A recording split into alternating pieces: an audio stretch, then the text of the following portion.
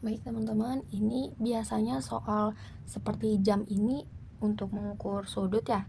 Ini bakalan muncul biasanya. Jadi ini yang pertama jam 6 pagi. Maka jarum pendeknya di angka 6, jarum panjang di angka 12.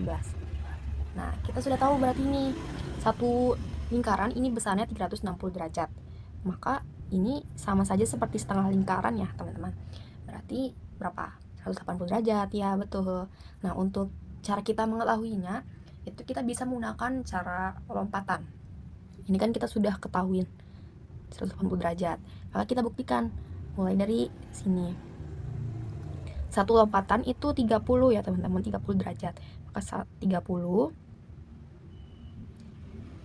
60, 90, 120, 150, 180.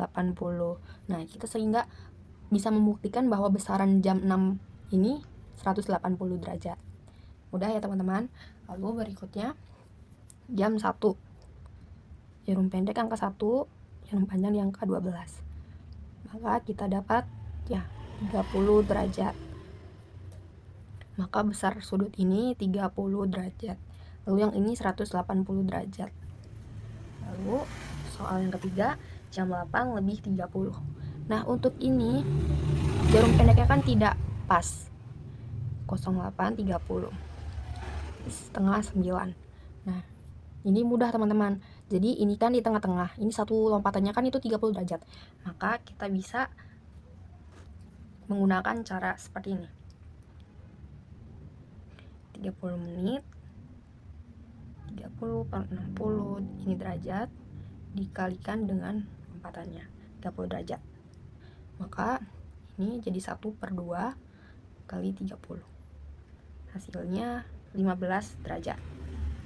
Nah, kita bisa mengetahui dengan cara seperti ini, hasilnya 15. Maka 30, 60 ditambah 15. Hasilnya 75 derajat. Nah, begitu berarti berarti ini sudutnya 75 derajat. Nah, gampang ya teman-teman. Lalu berikutnya jam 7 lebih 15 menit. Jika seperti ini kan bukan dibagi 2 berarti ya. Jadi ada caranya teman-teman. Ya, kita hitungkan dulu. Coba kita hitung lompatannya 30, 60, 90, 120. Nah, ini 120 derajat. Ini jika ada soal seperti ini, kita fokus kepada menitnya saja. Bisa menggunakan cara seperti ini.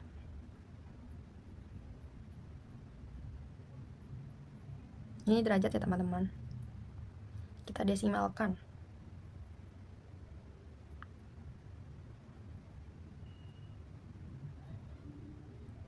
Nah, kita bisa mencarinya dengan menggunakan seperti ini.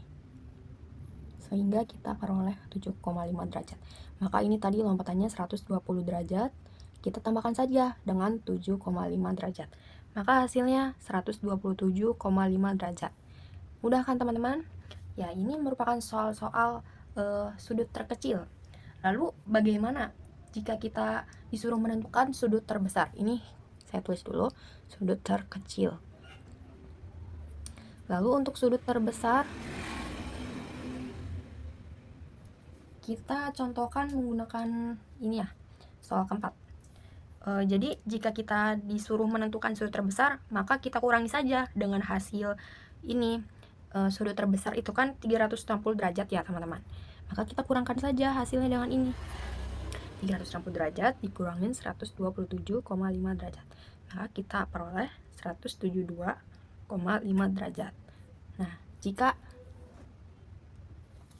kita menentukan sudut terbesar, berarti kita harus menentukan sudut terkecil dulu. Kita harus mengetahui hasil dari ini, lalu kita misalkan ada sudut terbesar disuruh menentukan, kita tinggal kurangin saja dengan ini. Ya, jadi kita peroleh hasilnya. Ya, teman-teman, apakah kalian sudah mengerti sampai sini? Masih gampang ya, teman-teman.